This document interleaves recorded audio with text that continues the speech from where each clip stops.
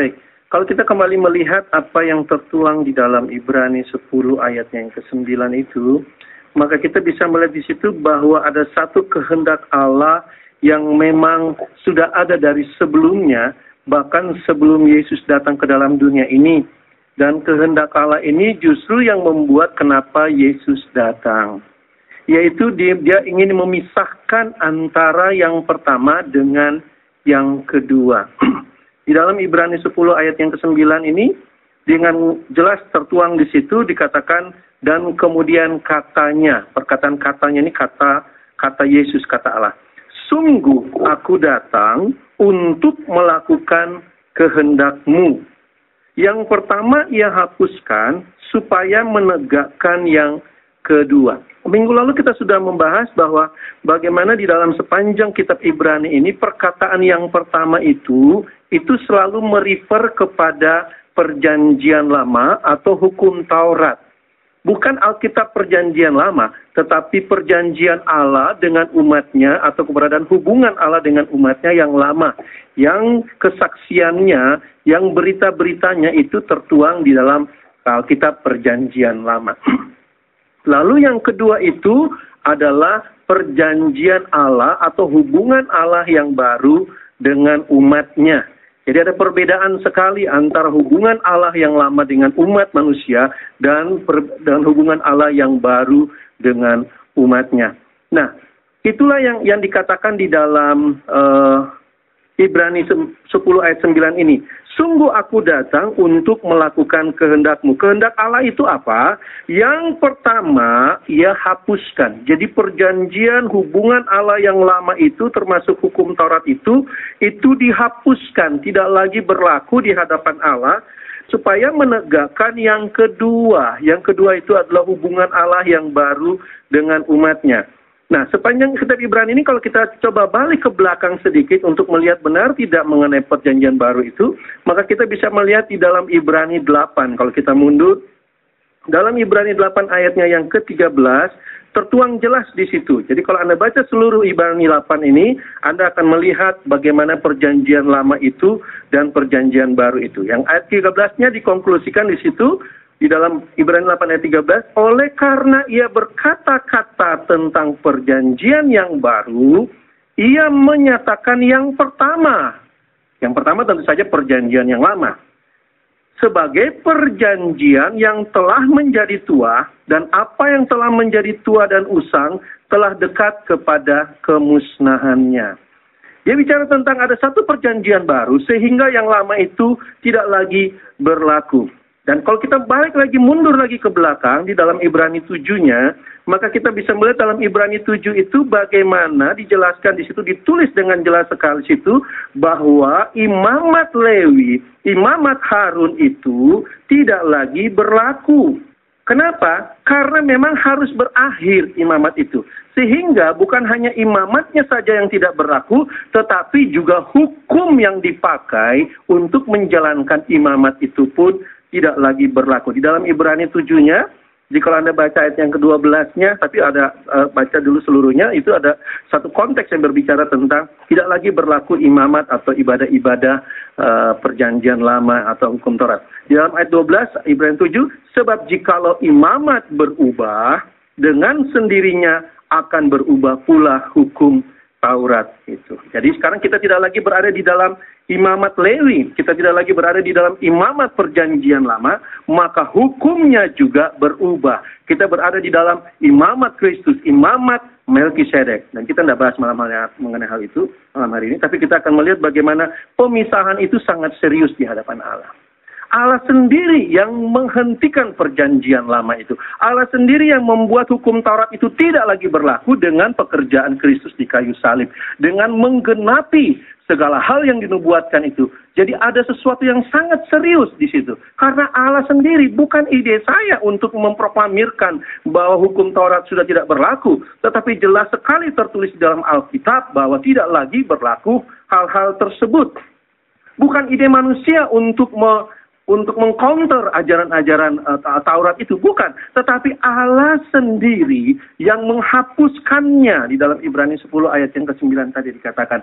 Kenapa? Karena ada waktunya perjanjian lama itu. Sudah sampai waktunya dan tidak lagi diperlukan. Bahkan sepanjang perjalanan perjanjian lama, Allah sudah memperlihatkan pemisahan itu. Sepanjang perjanjian lama itu, Allah juga sudah berbicara tentang akan ada perjanjian yang baru. Saya akan hentikan perjanjian yang lama ini, tidak akan ada lagi. Saya akan buat satu perjanjian yang baru. Dan itu kehendak Allah. Saya katakan serius di sini adalah ketika kita tidak mengikuti kehendak Allah, maka kita menempatkan posisi kita sebagai musuh Allah. Suatu waktu Allah memperlihatkan bagaimana seriusnya kehendaknya itu dilakukan ketika Raja Saul diperintahkan untuk membunuh, membinasakan, memusnahkan seluruh bangsa atau orang Amalek. Saul diperintahkan di dalam 1 Samuel 15. 1 Samuel 15 ayatnya yang ke-18.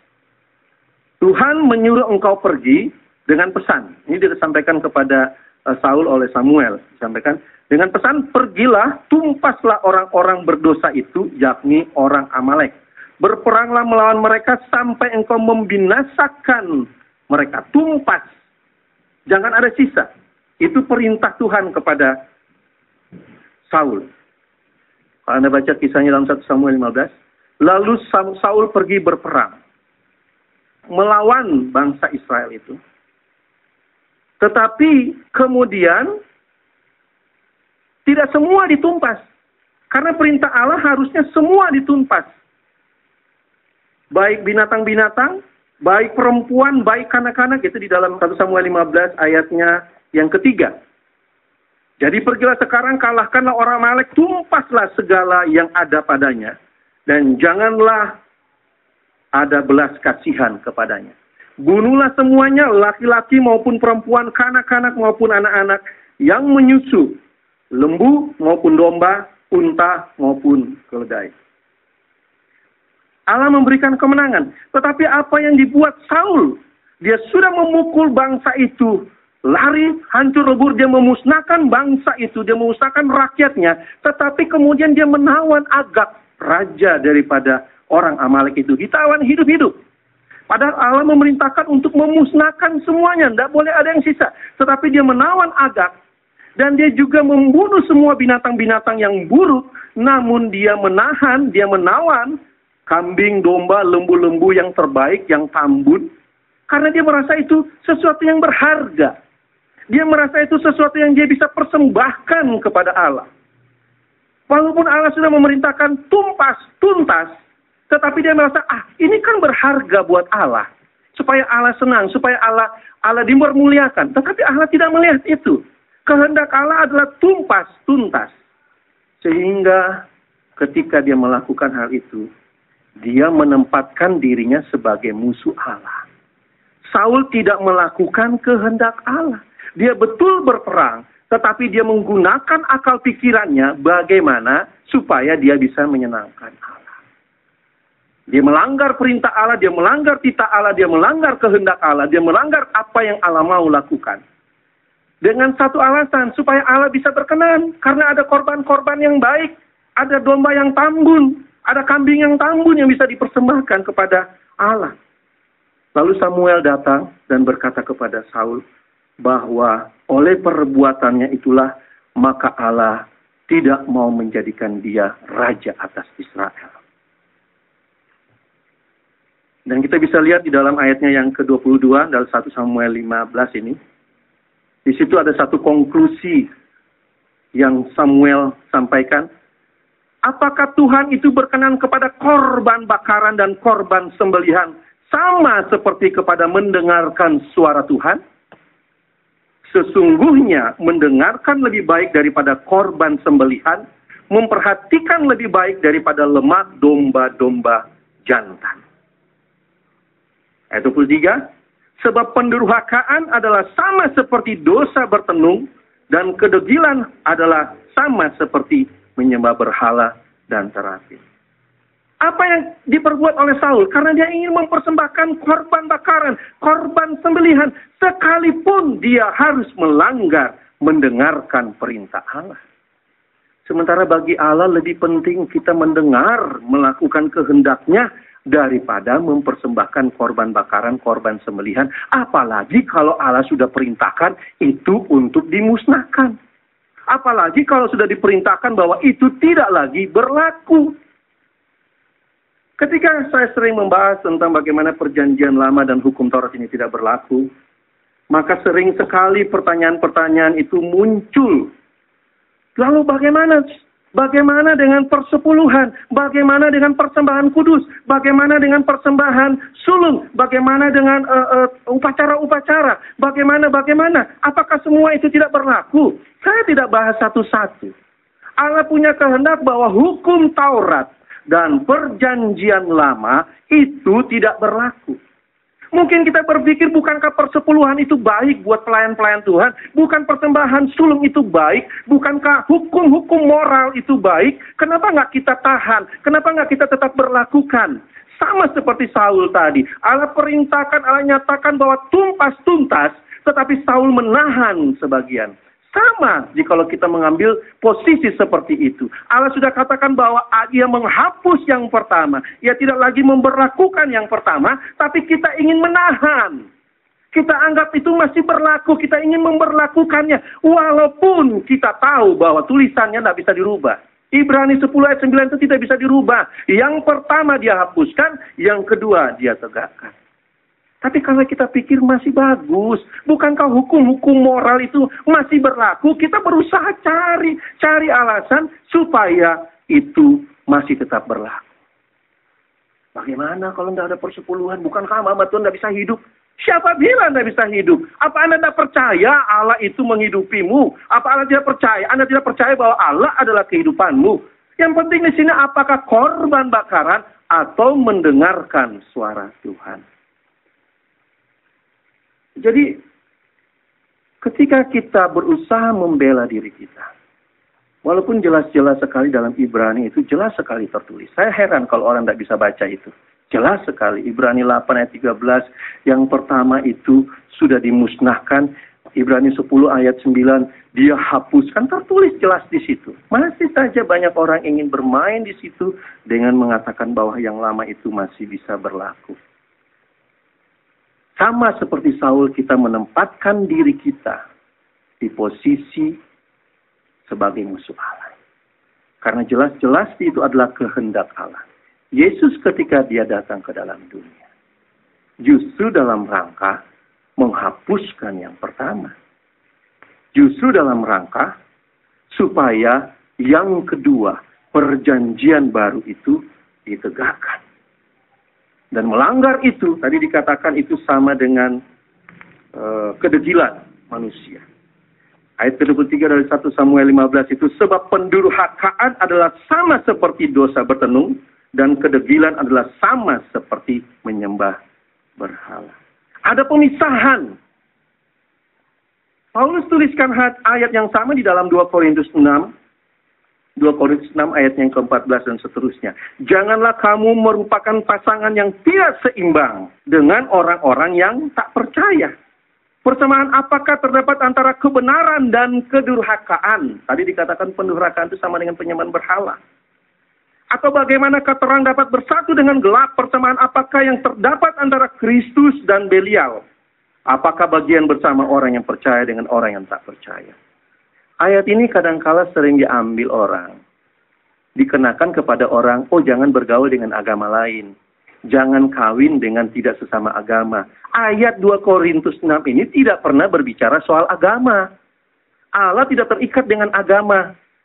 Tetapi ayat ini jelas sekali berbicara tentang kedurhakaan. Berbicara tentang apakah yang terdapat, persamaan apakah yang terdapat antara Kristus dengan penyembahan berhala, dengan Belial itu. Tidak ada. Apakah kita lebih memperhatikan korban-korban itu? Ataukah mendengarkan suara Allah? Pemisahan itu harus terjadi buat setiap orang yang percaya. Sebagaimana Allah melihat pemisahan itu sangat serius. Bahkan Yesus mati di kayu salib dalam rangka memisahkan perjanjian yang lama, memisahkan Taurat itu dengan kebangkitan, dengan perjanjian baru. Dan setiap orang yang percaya, tentu saja saya percaya jikalau kita melihat itu adalah pemisahan yang Allah buat, maka kita pun harusnya mengambil bagian dalam pemisahan itu. Bukan justru menempatkan diri kita sebagai posisi yang bertentangan dengan Allah. Dia hapuskan, kita berlakukan. Yang dia sudah berlakukan, kita hapuskan. Kita hilangkan. Paulus adalah contoh yang paling bagus yang sering saya ambil. Dia adalah orang yang mengajarkan Taurat begitu rupa. Dia adalah orang yang hidup di dalam Taurat itu. Dia bahkan lahir sejak kecil dia menerapkan Taurat itu. Namun ketika dia melihat Allah sudah mengadakan pemisahan itu, maka dia melihat Taurat itu sebagai sesuatu yang tidak lagi berlaku. Dia menganggap itu sampah, tidak berlaku. Kenapa? Karena dia sudah menemukan mutiara yang asli. Dia sudah mendapatkan pengenalan akan Kristus itu di dalam Filipi 3 jelas sekali dia tuliskan di situ. Filipi 3 ayat yang ke-7 dan seterusnya. Tetapi apa yang dahulu merupakan keuntungan bagiku, apa itu yang dahulu merupakan keuntungan buat dia? Hukum Taurat. Bukankah Paulus itu ahli Taurat? Bukankah Paulus itu orang Farisi? Bukankah Paulus itu giat, rajin melayani agamanya, mengejar orang-orang yang menyembah Yesus, mengejar orang-orang percaya. Namun ketika dikatakan apa yang dahulu kuanggap keuntungan itu, sekarang kuanggap rugi karena Kristus. Karena dia melihat Kristus sebagai pemisahan antara apa yang dahulu itu dengan apa yang baru. Antara yang pertama dan dengan yang kedua. Ayat ke-8 dalam Filipi 3, malahan segala sesuatu kuanggap rugi karena pengenalan akan Kristus. Oleh karena dialah aku telah melepaskan semuanya. Yang dia lepas itu apa? Hukum Taurat. Yang dia lepas itu apa? Perjanjian lama. Dia tidak hidup lagi dengan hukum Taurat itu. Dia tidak hidup lagi dengan perjanjian lama. Dia bukan tidak menganggap hukum Taurat itu baik. Tidak, dia tetap melihat itu baik. Dia tidak lagi menahan, oh yang hukum ini bagus, ini kan moral. Bisa diajarkan kepada umat. Tidak, seluruhnya dia lepaskan. Dan menganggapnya sampah. Supaya aku memperoleh Kristus. Supaya aku memperoleh Kristus. Itu jelas sekali. Ketika kita masih menahan-nahan sampah itu. Kita masih menganggap sampah itu adalah mutiara. Maka engkau tidak akan melihat mutiara yang sebenarnya. Paulus karena dia melihat Kristus. Jadi kenapa orang susah untuk melepaskan itu? Karena sebenarnya dia tidak melihat Kristus. Kalaupun dia melihat Kristus. Kalaupun dia melihat Yesus adalah pemisahan antara yang lama dan yang baru. Tapi dia tetap mau mengkeep, dia tetap mau menahan yang lama itu. Maka sebenarnya orang ini tidak berada di dalam Kristus. Paulus punya pertobatan ini bagus sekali Filipi 2 ini. Dia katakan ayat 9-nya berikutnya. Dan berada di dalam dia bukan dengan kebenaranku sendiri. Karena mentaati hukum Taurat. Itu dia. Berada di dalam Kristus bukan karena saya melihat hukum Taurat penting, bukan karena saya mentaati hukum Taurat. Paulus berada di dalam Kristus karena kepercayaannya kepada Kristus itu sendiri. Karena dia melihat Kristuslah janji Allah, karena dia melihat Kristuslah keselamatan itu dan bukan hukum Taurat. Tetapi kalau kita tidak melihat Kristus janji Allah, kita tidak melihat Kristus Mesias itu, kita tidak melihat Kristus pemisahan itu, maka kita akan tetap menahan sampah itu. Dan berusaha membela diri kita dengan tetap memperlakukannya. Kalau kita kembali ke dalam Ibrani 10 tadi. Sebelum ayat 9 ada ayatnya yang ke-8. Dikatakan dalam ayat yang ke-8 di atas ia berkata, Ibrani 10. Korban dan persembahan, korban bakaran dan korban penghapusan dosa, tidak engkau kehendaki dan engkau tidak berkenan kepadanya, meskipun dipersembahkan menurut hukum Taurat. Apapun. Jadi kita tidak lagi berbicara 1, 2, 3 isi hukum Taurat itu. Seluruh. Mari melihat Kristus. Supaya betul-betul kita melihat mutiara itu. Sebab kalau engkau tidak melihat mutiara itu, sampah akan tetap kita anggap sebagai mutiara. Yesus memberikan konklusinya di dalam perumpamaan-perumpamaan yang sering dia berikan. Dan salah satu perumpamaan dia katakan dalam Matius 13 itu tentang kerajaan sorga.